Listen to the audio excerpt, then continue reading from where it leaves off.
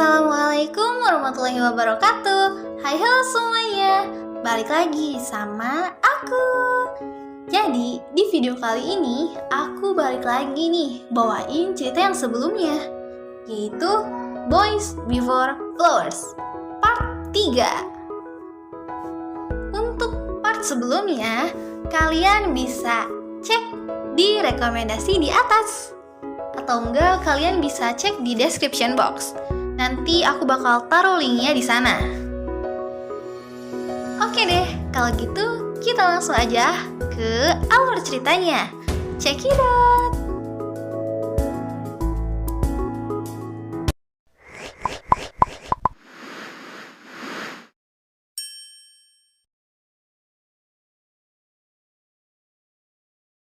Lanjut episode 7, 8, dan 9.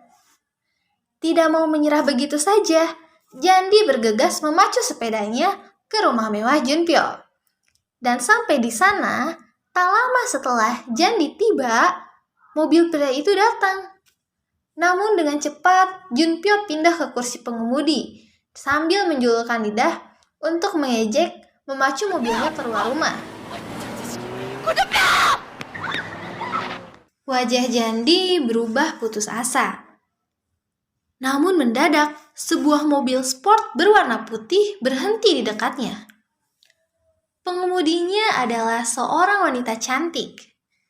Wanita itu langsung membukakan pintu dan menyuruh Jandi untuk masuk supaya mereka bisa mengejar Junpyo. Dalam keadaan bingung, Jandi ya nurut-nurut aja, langsung naik dia ke mobilnya.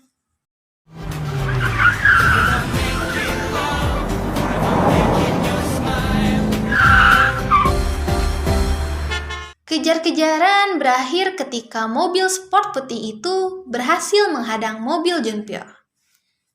Dan si wanita cantik langsung turun dari mobil sambil menodongkan pedang kepada pria tersebut, sambil memarahinya yang telah bersikap tidak sopan pada wanita. Dalam hal ini Jandi. Rupanya sang wanita adalah Gu Junhye, yang tidak lain adalah kakaknya Junpyo. Meski galak, Junpyo ternyata tidak berkutik saat berhadapan dengan sang kakak. Begitu sampai di rumah, Junpyo sengaja menolak untuk makan malam bersama. Meski untuk itu ia harus menahan lapar. Sehingga Junhye hanya ditemani oleh Jandi, Woo-bin, dan Hee-jung. Dari mereka, wanita itu akhirnya mendengar cerita tentang pertikaian sang adik dan Ji-ho. Setelah semuanya selesai, Junhye mengantar Jandi pulang dan mengucapkan terima kasih karena gadis itu bisa membuka hati Junpyo sehingga lebih manusiawi. Di tempat lain, Ji-ho mengajak Junpyo bertemu untuk menyelesaikan konflik. Namun bukannya tuntas, permusuhan keduanya malah semakin runcing ketika Ji-ho meminta Junpyo menjauhi Jandi. Junpyo tidak main-main dengan ancamannya. Ia mendatangi kepala sekolah Shinhwa serta mengintimidasi supaya Ji-ho dan Jandi dikeluarkan. Tiba-tiba, Junhee muncul dan menarik sang adik keluar sambil menjewer kupingnya. Setelah itu, ia mengajak para personil F-Force lain dan Jandi untuk ikut.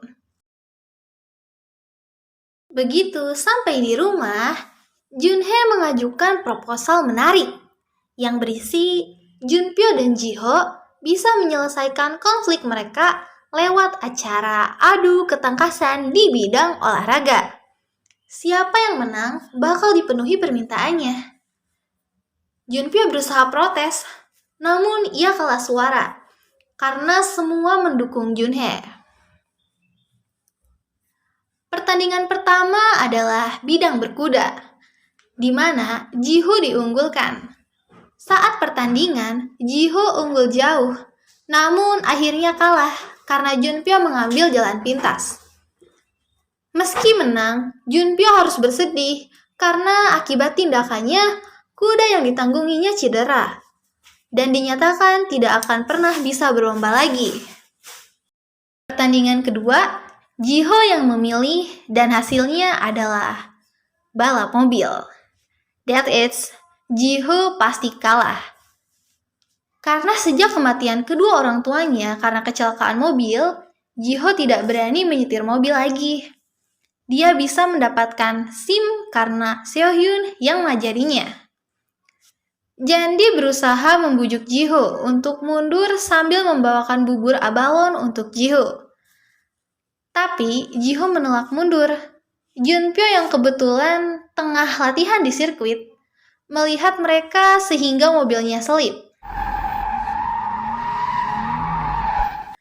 Sebelum pertandingan dimulai, Jiho sengaja memeluk dan mencium kening Jandi, tepat di depan Junpyo. Akibatnya, langsung terasa mobil Junpyo mengalami selip di tengah pertandingan, sehingga akhirnya Jiho yang menang. Karena kedudukan seimbang, akhirnya digelar pertandingan ketiga. Kali ini yang memilih adalah Jandi, yaitu berenang.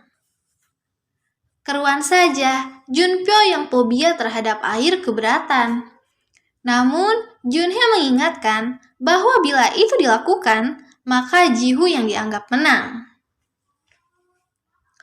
Supaya pertandingan tetap dijalankan sekaligus memberi pelajaran pada Jiho yang telah merebut kekasih sahabatnya sendiri, Yijung siap menggantikan Junpyo bila yang lain tidak keberatan. Siapa sangka, belakangan Jandi juga buka suara dan menyebut kalau dirinya juga ingin menggantikan Jiho. Sudah tentu, pertarungan tidak seimbang itu jadi bahan perbincangan.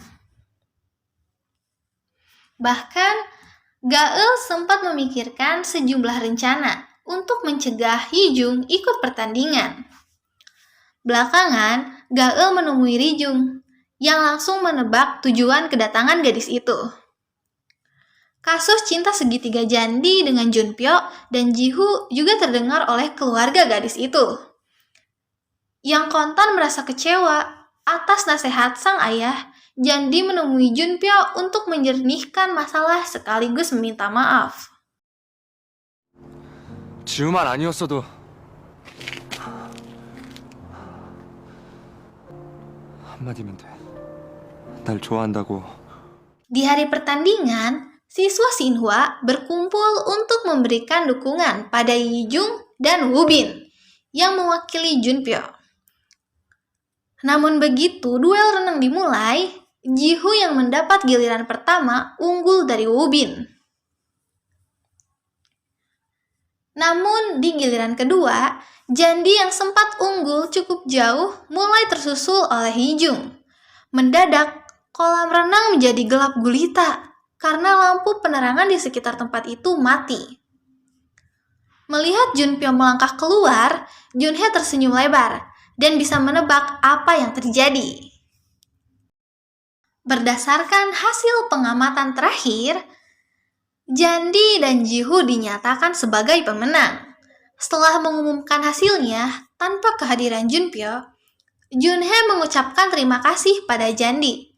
Setelah semuanya usai, Jandi dikejutkan oleh ajakan kencan dari Jiho. Di kamarnya, Junpyo tersenyum simpul sambil bergumam kalau dirinya telah membalas hutangnya pada Jiho.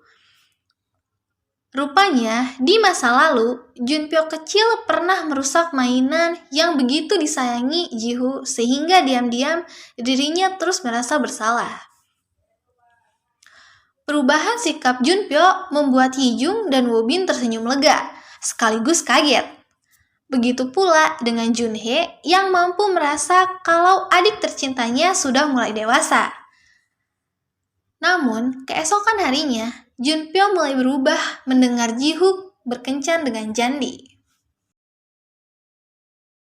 Ucapan Woo-bin dan Yijung yang berandai-andai membuat Junpyo semakin kelabakan. Diam-diam, ia memutuskan untuk mengikuti Jiho dan Jandi. Kencan sendiri awalnya berjalan lancar, sampai Jiho mengajak Jandi ke tempat di mana gadis itu pernah berkencan dengan Junpyo.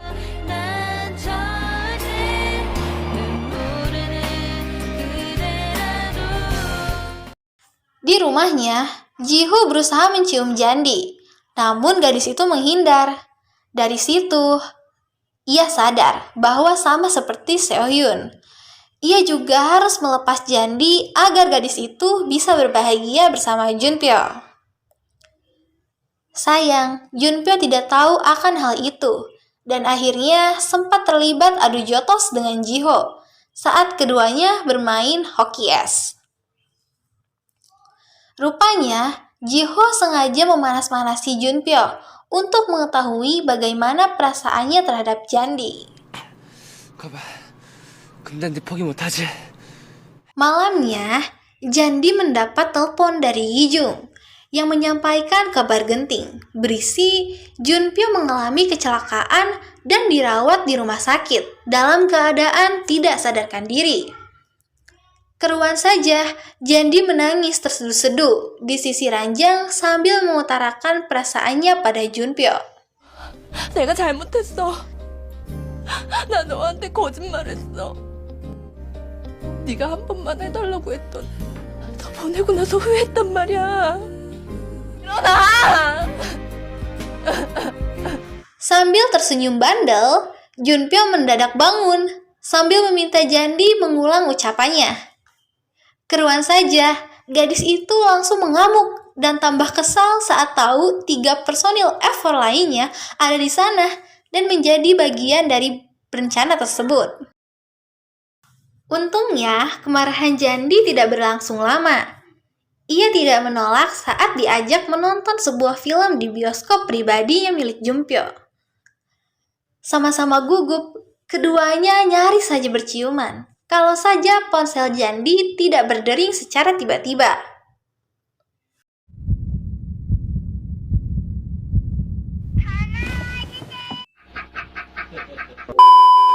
Cuma bisa tersenyum mendengar suara keras Junpyo yang menunjukkan perhatiannya dengan cara unik. Jandi dikejutkan oleh kunjungan pria itu, yang membuatnya protes Junpyo dengan seenaknya memanggil kedua orang tuanya dengan sapaan ayah dan ibu. Apa yang terjadi berikutnya sama sekali tidak pernah dibayangkan oleh Jandi, yaitu Junpyo meminta izin supaya diperbolehkan tidur bersama keluarga gadis itu. Sia-sia usaha Jandi untuk menolak, karena ia sudah kalah suara. Sejumlah kejadian lucu dialami Junpyo, yang selama ini hidup bergelimang harta dan kemewahan. Dari keluarga Gem, ia belajar cara meracik kimchi, saling menggosok punggung antara anggota keluarga, hingga memakan cemilan atau fish cake yang biasa dijual di pinggir jalan, pojang maca. 하나 더 먹어도 되죠? 아 그럼 일단 뭐 얼마든지 오뎅 정도 뭐 얼마든지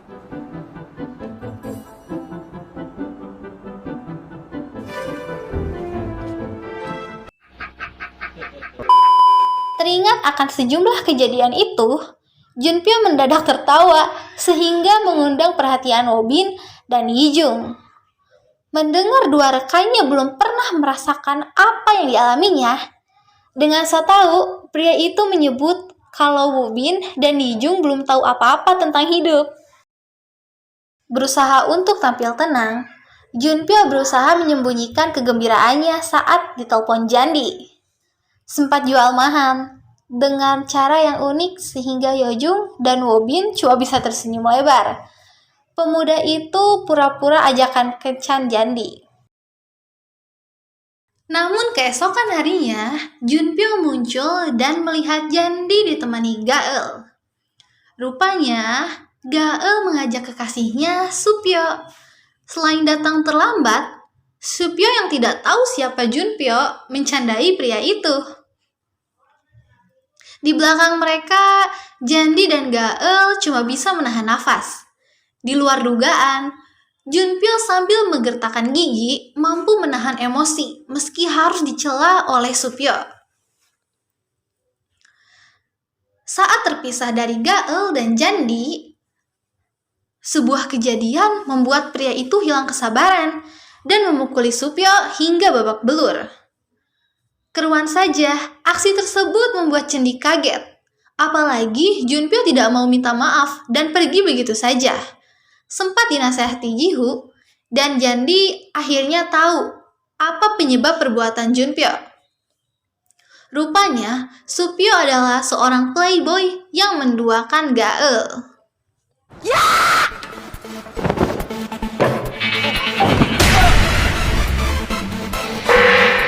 Setelah menghajar Supyo dengan tendangan memutarnya, Jandi yang merasa bersalah mendatangi tempat di mana Efor berkumpul. Tidak sadar akan kehadiran gadis itu, Junpyo tetap ngotot kalau dirinya tidak bersalah di hadapan Jihu dan Wubin. Kaget saat diberitahu Jandi ada di belakangnya. Junpyo akhirnya menerima permintaan maaf gadis itu, yang menyodorkan sebuah apel dalam bahasa Hangul kata maaf dan apel dieja sama. Di tempat lain, Ijung yang tidak sengaja bertemu Gaeul yang sedang patah hati berusaha menghiburnya. Setelah sempat memberikan nasihat, Ijung mengajak Gaeul ke sebuah klub malam, dan di sana keduanya bertemu dengan Supyo yang sedang bersama dengan kekasih barunya. Dengan caranya yang elegan, Ijung berhasil memikat gadis itu. Kemudian memainkan saksofon sambil menyebut karyanya dipersembahkan untuk Gaeul. Dari kejauhan, diam-diam jantung Gaeul berdetak lebih kencang saat melihat senyum Ijung yang begitu mempesona.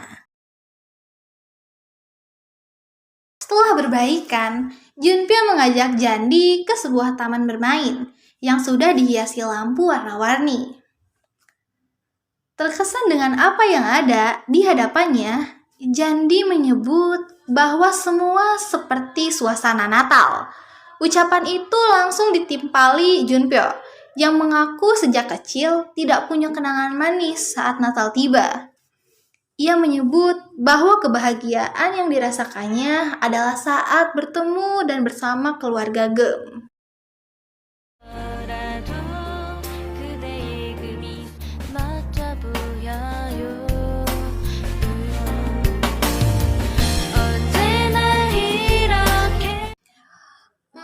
Segitu dulu ya teman-teman. Nanti kita lanjut di part berikutnya. Kalau kalian suka sama video ini, jangan lupa di like, di komen, di share, dan di subscribe. Jangan lupa nyalain tombol lonceng notifikasinya, biar gak ketinggalan video-video terbaru dari aku.